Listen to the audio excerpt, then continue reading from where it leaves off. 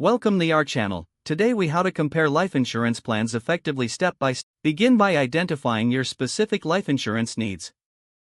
Consider factors like age, health, financial obligations, and dependents. Research the different types of life insurance, including term and whole life policies. Gather a list of potential insurance providers that offer these plans. Visit the websites of these insurance providers for detailed information. Request quotes from multiple providers to get a range of options. Make note of the coverage amounts and premiums for each plan. Evaluate any additional benefits offered, such as riders or optional features. Assess the financial stability and reputation of each insurance company.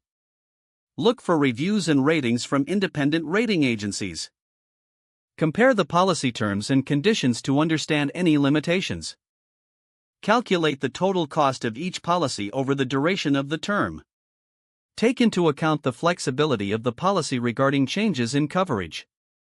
Consult a financial advisor if you have any questions or need clarification. Make a decision based on your findings and your personal circumstances. Finalize your chosen policy by completing the application process. Prepare for a potential medical exam or additional documentation required by the insurer. Review the policy thoroughly before signing to ensure all details are correct. Begin your coverage and keep track of your policy's performance over time. If the page does not load, refresh the browser or try again in a private or incognito window. Make sure you are using the correct email address, then retype it carefully to avoid small typos. If your password is not accepted, use the reset option and create a new strong password you can remember.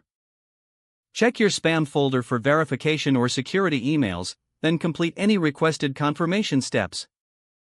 Enable two-factor authentication if available to improve account security and reduce unauthorized access risk. After signing in, review your profile details so your contact information and settings are accurate and current. If you see an error message, note it down and try again after restarting your device and internet connection. Log out when you finish, especially on shared devices, to keep your account and payment information secure.